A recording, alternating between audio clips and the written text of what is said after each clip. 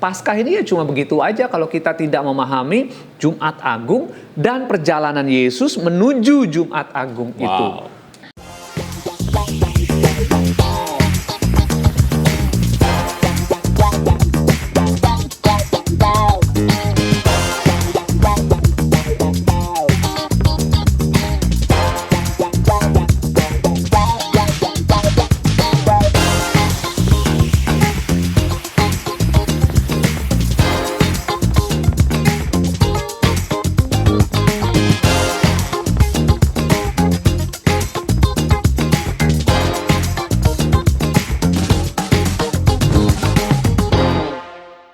Halo semuanya, kembali lagi bersama saya dan tentunya di acara kita Daniel bertanya, kali ini Pak EKT menjawab. Yes.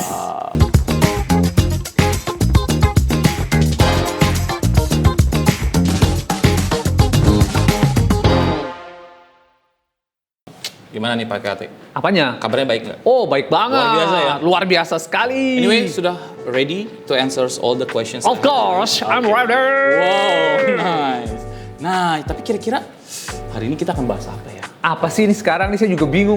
Oke, Itu ngapain? jadi segini, sedikit review Pak EKT. Oke. Kemarin itu kita udah bahas soal kalender gerejawi, Oke. Kohtim. Setelah itu dengan kita sempat membahas seni dan juga makna-makna seni dalam proses penyaliban. Kayak gitu. Wah, keren kan? Nyalip aja bisa seni ya? Iya dong, bagaimana beberapa scene-scene yang mungkin menurut orang-orang, wah ini terlalu sadis nih ditampilkan dalam parade-parade Paskah. Oh, gitu. iya. Jadi apakah itu boleh atau enggak ya? Nah itu sudah kemarin kita bahas dengan Nah hari ini harapannya kita bisa mengetahui makna Paskah yang sesungguhnya. Oh, ini masih tema soal Paskah ya? Oh iya dong, kita masih Baiklah. dalam masa-masa persiapan. Aura-aura Paskah Iya. ini. Masa-masa persiapan. Oke, jadi kita benar-benar pengen tahu arti Paskah yang sebenarnya. Nah, jadi Pak EKT udah siap ya memberikan kita banyak informasi. Siap gerak? Siap gerak. Beda nih kalau Pak EKT. Oke, berarti langsung aja kita mulai dengan the first question. Wah. Tereng. Oke, pertanyaan pertama nih Pak EKT. Berbicara tentang tema kita. Tema kita itu adalah sebenarnya pertanyaan pertama kita Pak EKT. Jadi menurut Pak EKT, gitu ya. Apa sih sebenarnya makna Paskah yang sesungguhnya? Iya ya, kita tiap tahun merayakan Paskah ya. Betul sekali. Tapi paham nggak Apakah tuh? kita paham dengan makna yang ini bukan sekedar makna loh ya Pak, tapi makna yang sesungguhnya. Wow, dari Paskah. luar biasa. Iya dong. Ya, memang Paskah memiliki makna yang sangat penting khususnya bagi iman Kristen karena peristiwa ini menunjuk pada sebuah hal atau peristiwa yang paling mendasar dalam keyakinan Kristen, yaitu kebangkitan Tuhan Yesus Kristus dari kematian. Tetapi Paskah sendiri bukan hanya sekedar sebuah kebangkitan loh, walaupun itu sangat penting, paling mendasar. Ada beberapa hal yang perlu kita maknai. Yang pertama, selain dia kebangkitan Kristus, ini menjadi dasar utama. Kalau kita nggak percaya Kristus bangkit, ya nggak bisa dong. Betul. Jadi Kristen, kita nggak bisa ikut Yesus. Kita harus percaya dulu bahwa Yesus bangkit. Yang kedua, ketika kita diajar dan memahami tentang kebangkitan Kristus, kita tahu bahwa ada penebusan dan pengampunan. Wow. Karena penyaliban Yesus itu adalah kurban untuk menebus dosa-dosa manusia. Melalui kematian Yesus, ia dikorbankan, dan ketika dia dibangkitkan, ini membawa pengampunan bagi manusia. Itu yang kedua. Yang ketiga, jelas sekali, kalau Yesus itu bangkit dari kematian, maka Yesus menang atas maut, kematian. Dan ini memang menegaskan bahwa tidak ada lagi kuasa yang bisa mengalahkan kuasa Allah. Bahkan kematian sekalipun. Tapi ada yang keempat. Wah, yang keempat begini. Paskah itu membawa kepada kita sebuah pengharapan. Walaupun kita masih ada di dunia, kita punya pengharapan tentang kehidupan yang kekal. Nanti, ya, yang akan kita nikmati nanti. Allah menjanjikan kehidupan abadi bagi mereka yang percaya kepada Kristus. Jadi kita sedang menuju ke sana. Yang kelima ada lagi.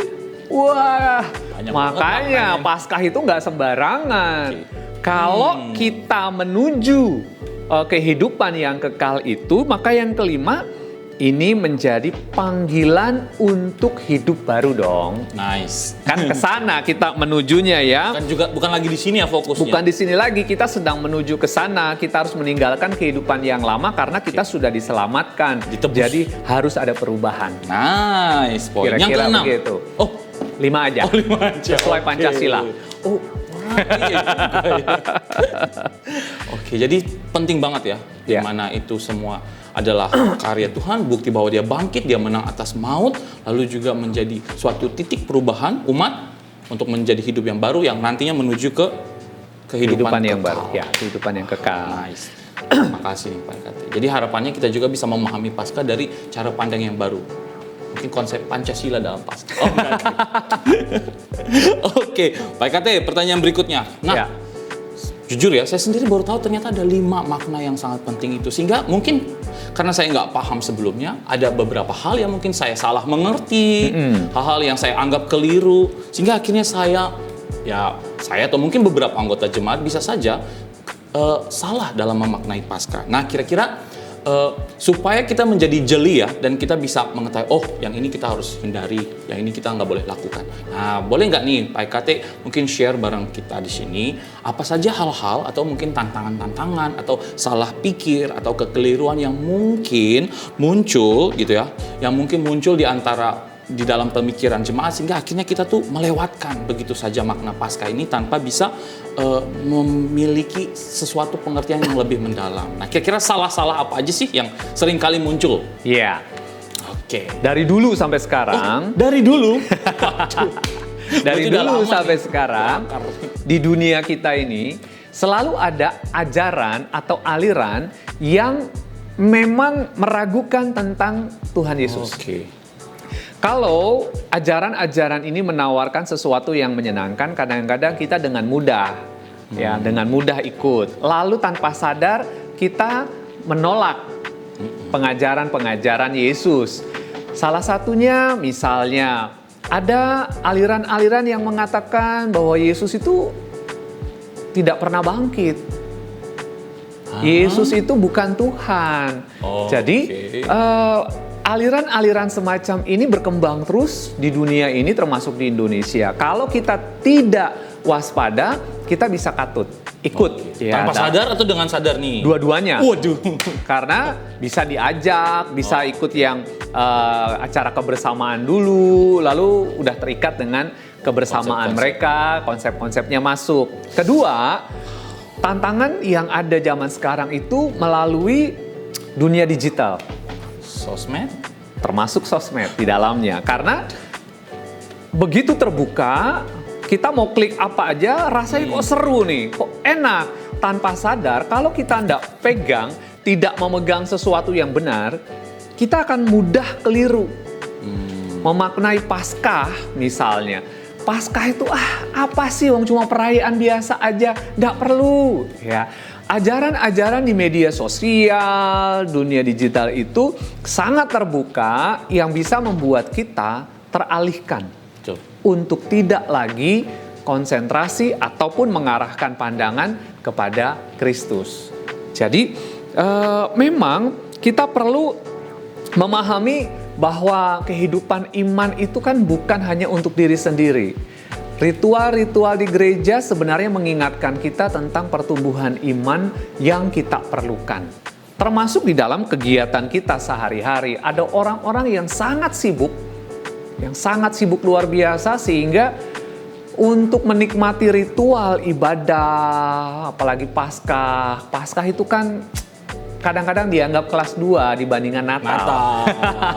Sehingga ya sudahlah, ada Jumat Agung ya sudah ikut. Tapi perjamuan. selesai gitu. Karena saya sibuk sekali untuk bisa mengingat atau mengenang atau untuk mempersiapkan tentang peristiwa-peristiwa Paskah ini.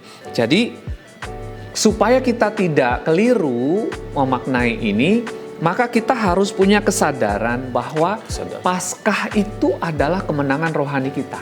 Ya, Kemenangan iman ya. kita. Iya, tanpa Paskah Natal nggak ada. Wah. Merinding. Tanpa Paskah Natal nggak ada. Nggak ada. Wow. Nggak ada kemenangan kok. Ya, kira-kira gitu ya. Nice. Jadi kita harus sadar itu. Poin Harus penting. sadar dong. Ini penting sekali dan hati-hati dengan apa yang kita lihat, yang kita dengarkan, yang kita baca dalam kehidupan sehari-hari melalui dunia digital ini. Betul. Terutama paham-paham yang mungkin bisa menarik kita ya. Wah, sangat dari menarik sekali. kebenaran Alkitab. Betul. Oke. Nah, ngomong-ngomong soal tadi nih, aku kan dengar tuh Pak EKT sempat singgung ya bahwa ada beberapa konsep yang hanya menawarkan kesenangan. Nah, ini sangat relate sama pertanyaan berikutnya Pak Waduh, EKT. betul. Kenapa? Karena kalau misalnya kita lihat ya, masa-masa persiapan Paskah tuh kok rasanya seperti panjang dan masa-masa yang menyedihkan, ada kesan-kesan lesu di dalamnya. Ya, lagu-lagunya iya, ya, kedukaan. meratap-meratap. Nah, tapi kenapa sih kita tetap harus melakukannya, mengikutinya, memaknainya itu? Bagaimana itu berpengaruh terhadap kehidupan iman kita itu? Sehingga kita harus terus berjuang menjalani masa-masa persiapan menuju Paskah itu Ya. sendiri. Masa-masa Prapaskah sampai Jumat Agung itu ya, itu kan sebuah persiapan untuk kita diingatkan kembali supaya kita mengubah hidup kita karena kita sudah dimenangkan melalui peristiwa Paskah. Dan ini menjadi nilai yang sangat signifikan di dalam iman Kristen. Karena ini persiapan dan momen yang cukup penting bagaimana seseorang diajar untuk bertobat. Menjelang kita merayakan kemenangan itu. Nah, mengapa peristiwa atau rangkaian Prapaskah sampai Jumat Agung ini menjadi penting? Yang pertama memang ini persiapan spiritual dulu. Kita sedang menuju dan akan merayakan kemenangan kita, begitu. Jadi ini kita perlu merenungkan apa arti kebangkitan Kristus bagi kita. Kedua, kita belajar untuk menyadari kesalahan dan dosa kita, melakukan pertobatan. Ketiga, di Jumat Agung itu kita diingatkan tentang penderitaan Kristus. Kristus yang mati, bukan cuma mati seketika, menderita luar biasa untuk keselamatan manusia. Kalau kita sudah paham karya-karya Kristus ini, maka kita juga perlu belajar memperdalam hubungan kita dengan Tuhan. Supaya kita semakin dekat dengan Tuhan dan memaknai Paskah ini juga dengan luar biasa. Paskah ini ya cuma begitu aja kalau kita tidak memahami Jumat Agung dan perjalanan Yesus menuju Jumat Agung itu. Jadi ini sebuah peristiwa yang terhubung sehingga kita perlu bersyukur kita mendapatkan kemenangan di dalam Kristus. Menarik ya. Jadi sebenarnya walaupun terkesan lesu, menyedihkan, namun seluruh rangkaian masa persiapan Paskah sampai ke Jumat Agung tuh membantu kita menghayati betapa besar juga proses yang dijalani Yesus ya. Oh ya. Untuk menuju ke tiang salib itu. Luar biasa itu perjalanannya, ketakutan dan sebagainya ya. Karena walaupun Yesus itu Tuhan, dia juga sebagai manusia yang benar-benar merasakan semuanya ya. Semuanya. Wow. Jadi memang penting ya rekan-rekan saudara jemaat semua, bagaimana kita mengikuti itu untuk membantu kita memaknai. Sehingga ketika kita tiba di proses kemenangan, di hari kemenangan, yang mana Paskah itu kita benar-benar bisa juga menghayati. Dan mensyukuri paling penting. Betul sekali. That's the point. Mensyukuri bahwa saya sudah diselamatkan. Wow. Nice. Senang sekali nih bisa belajar banyak hal ya. Nah, jadi nih Pak EKT, setelah kita paham bahwa apa itu makna Paskah sesungguhnya, kita juga bisa tahu bahwa hal-hal apa yang harus kita hindari agar kita nggak keliru memaknai Paskah, terutama menyerap informasi dari sekitar, dan juga kita udah tahu kenapa kita harus terus berjuang walaupun mungkin kesannya menyedihkan atau kesannya lesu, penuh dengan hal-hal yang mungkin kurang semangat, nggak semeriah Natal ya, ya kan? Nah, ada satu pertanyaan lagi nih. Ketika mungkin ada saat-saat pasti jenuh dalam masa penantian Prapaskah ini, apa ya kira-kira yang bisa kita lakukan, tips and trick ya, yang mungkin Pak EKT bisa share dengan kita semua di sini, yang bisa kita terapkan dalam praktek kehidupan sehari-hari agar kita itu dimampukan untuk terus memaknai Paskah itu dengan cara yang baru, selalu baru hari ini, tahun depan juga mungkin. Jadi kita nggak pernah stuck dan juga ya udah di situ-situ aja merasa udah ngerti, akhirnya lesu lagi. Nah, gimana kira-kira tetap fresh? Fresh. Iya. Memang kejenuhan itu bisa saja terjadi ya. Wajar ya? Dalam banyak hal, dalam Oke. banyak hal kejenuhan bisa saja terjadi. Dalam rangkaian memperingati Paskah memang diperlukan kita bagaimana kita memandang kepada Kristus, bagaimana kita belajar mensyukuri karya-karya Kristus, bagaimana kita mempersiapkan diri untuk semakin dekat dengan Kristus.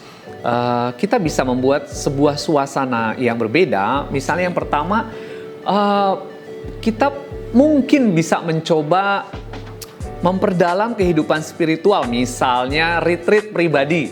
Wow. Ya, retreat pribadi itu kita mengambil waktu secara khusus 1 harian untuk belajar semakin memahami kebenaran firman Tuhan, merenungkan dengan saat teduh secara khusus. Lalu ada pelajaran-pelajaran rohani yang kita bangun. Ini bisa pribadi, bisa bersama-sama. Ya, tetapi dalam kelompok kecil sangat baik. Yang kedua, kita juga bisa berdampak, misalnya mengajak teman-teman untuk melakukan pelayanan atau memberikan bantuan, karena ini menunjukkan rasa syukur kita. Karena kita sudah diselamatkan, kita bersyukur tentang karya Kristus, kita juga mau berbagi, ya, menjadi berkat bagi orang-orang lain. Karena rasa syukur kita, rasa syukur itu akan melibatkan kita dan teman-teman kepada orang lain. Sebab iman yang bertumbuh itu pasti iman yang berdampak. Harus begitu. Lewat tindakan. Lewat tindakan. Wow, nice. Kalau dia cuma selesai di dalam sebuah pikiran, dia hanya sebuah ide, nggak ada apa-apa, nggak ada bedanya. Itu hanya untuk diri sendiri. Tetapi iman yang bertumbuh adalah iman yang berdampak. Dan karenanya, kalau kita mau membuat Paskah kita, rangkaian Paskah kita itu semakin bermakna, tunjukkan saja dampak. Tidak harus memberi sesuatu, tetapi kita bisa melakukan, misalnya pendampingan, kita bisa menjadi teman yang baik, kita bisa memberi pengampunan, kita bisa memperbaiki sebuah hubungan yang sempat rusak. Ada banyak hal, tindakan-tindakan iman itu bisa berdampak. Dan kalau seseorang memang bersyukur dengan apa yang dia terima dari Tuhan, dia pasti lakukan itu. Karena ada Tuhan di dalam dirinya. Ya. Do something. Do something. Jadi dari pasif kita harus berubah lebih aktif. Iya.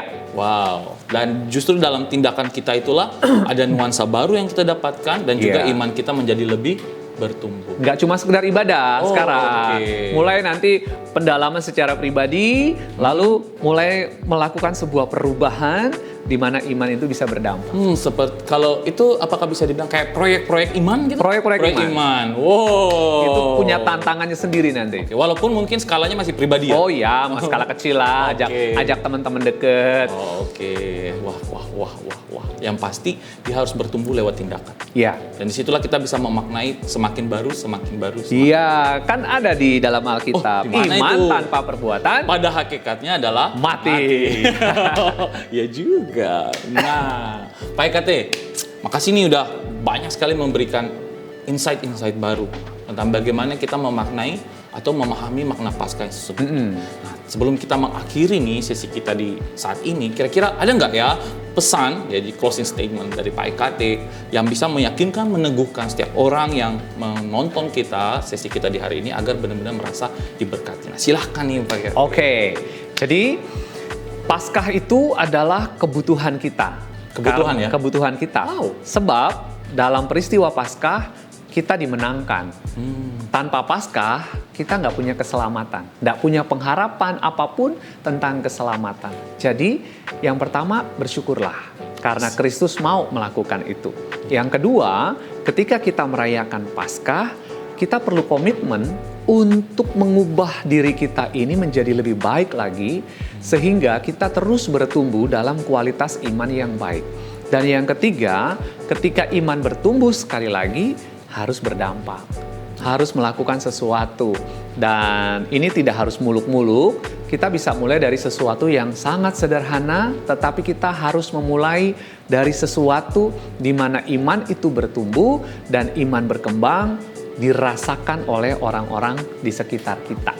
Kalau kita bisa menunjukkan rasa syukur, maka Paulus bilang, kerjakan keselamatanmu. Kalau kamu kerjakan keselamatanmu, maka kamu akan menjaga diri dengan baik, lalu menjadi berkat bagi orang lain. Nice. Amin. Wow, terima kasih nih Pak Ya. Kati. Keren banget ya. Jadi rekan-rekan, saudara-saudari jemaat sekalian, tadi Daniel sudah bertanya, Pak EKT sudah menjawab dengan sangat jelas. Nah, harapannya kita semua semakin tertolong untuk bisa memaknai Paskah dengan lebih baik lagi dan selalu bisa mengupdate makna Paskah dengan hal-hal yang baru sehingga Paskah kita menjadi semakin berarti dari saat ke saat. Thank you Pak EKT Yes. sudah hadir bareng kita. Sama-sama. Oke, Tuhan Yesus memberkati kita semua. Tuhan berkati juga. Sampai jumpa di sesi berikutnya. Dadah.